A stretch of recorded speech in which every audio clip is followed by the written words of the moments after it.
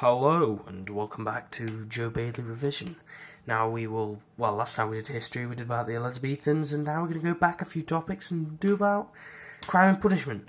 This certain type of crime and punishment is medieval crime and punishment, which happened between 1250 and 1500. These you'll need for everything, all the factors that affect crime rates, such as urbanisation, technology, beliefs, attitudes and values, wealth and poverty, and government. You'll have to use these in all the questions of all of the times if it asks you about the crime rate. So, a basic overview of the medieval period. So, the church was very powerful, and it controls what people can learn. Religion had a great power at that time, with people believing in God a lot more than today. So the feudal system, hierarchy. So there was a rigid class system in that time, which means that ordinary people couldn't often rise to power. It was very unlikely. So there were these people called peasants. That was 95% of the people. They lived in villages and they were poor. Peasants often worked as farmers or worked on the lord's land, and they relied on a good harvest to gain an income, which is why in a bad harvest there would be more crime, because the peasants don't have anything to eat or any money to do anything else with. So then another thing that happened during this period was the Black Death, and lots of other diseases due to the lack of sanitation. So the Black Death led to a shortage of labour, as it killed a third of the population.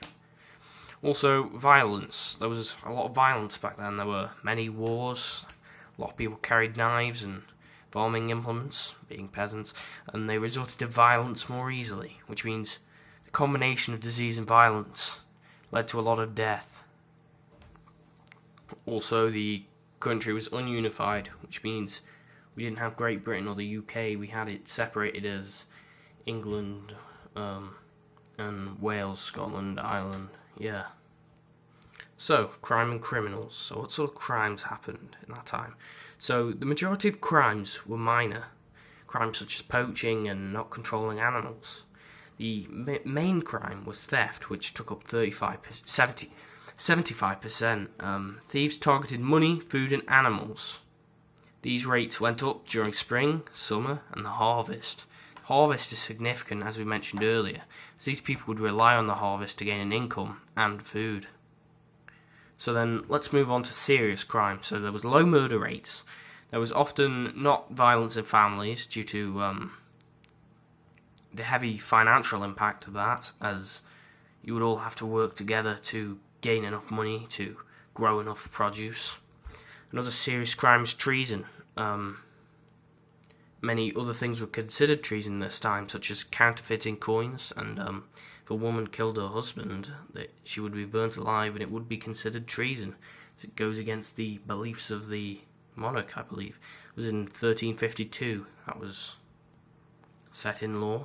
So it can be shown that crime was in all parts of society, and people such as lords still fought, and they, due to their vast amounts of wealth, they had enough money to fund a lot of violence, so they could pay people to cause violence for them. They wouldn't have to physically do anything themselves.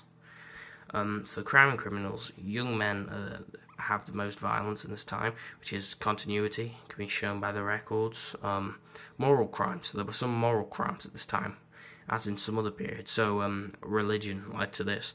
So basically, being drunk on a Sunday was illegal, gambling on a Sunday was illegal, and adultery was illegal.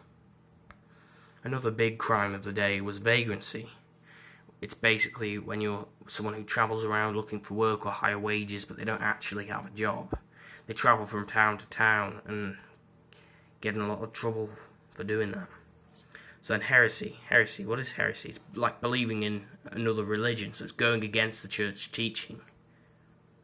This links to the church's power and importance at the time, and is a crime that's taken away today, as we don't punish people for going against the teaching of the church, because we let people believe in what they want to. Back in that time, not so much. So we've learned about the crime and criminals, but what helps stop that? That is enforcing law and order. So, hue and cry. The hue and cry was a system whereby all village members had to chase a criminal and catch them. If it wouldn't work, they'd call the sheriff, who had a paid position. He worked with a posse, which was a group of townspeople who had weapons. The sheriffs, they chased down outlaws, and there was only one sheriff for an entire shire. So shires like something shire. There's only one sheriff for the entire place. So the person who controlled the hue and cry were constables. So constables were unpaid, but they were well respected. They were supposed to keep the peace. Another group of enforcers was watchers. They were unpaid, and they were volunteered. They volunteered themselves to watch the town during the night, and they would take people who they caught as criminals to the constables. Surprisingly, back in this time, they still had people such as coroners. They examined dead bodies to find out whether it was murder or not. Still didn't have people like detectives yet, but we still had coroners, which is interesting. Enforcing law and order. I keep saying that wrong. There was no trial by ordeal. I believe it was banned by the church in the medieval period, as they thought that people could get wrongly freed or wrongly convicted due to something that God had no control over. He didn't affect it in any way. So there was no formal police force, as we know. That didn't come along until much later, which we'll learn about later. And there were these other things called tithings. They were groups of people. So there was 10 men, and they were each responsible for each other's behaviour. So if someone in your tithing did something wrong, it wouldn't just be their fault. It would impact you. It would impact everyone else in your tithing. I did have courts in these times.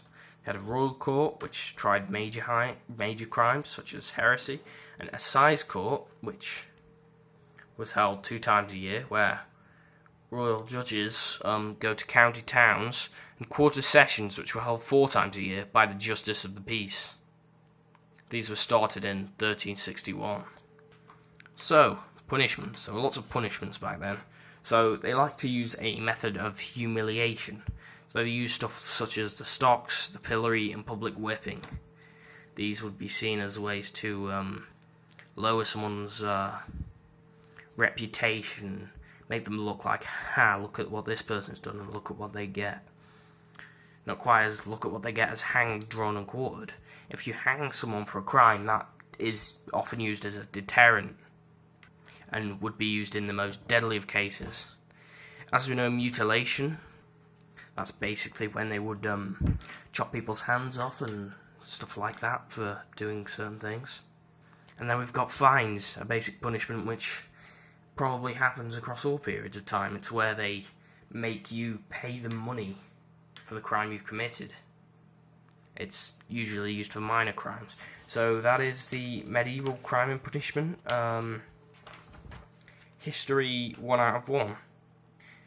1250 to 1500.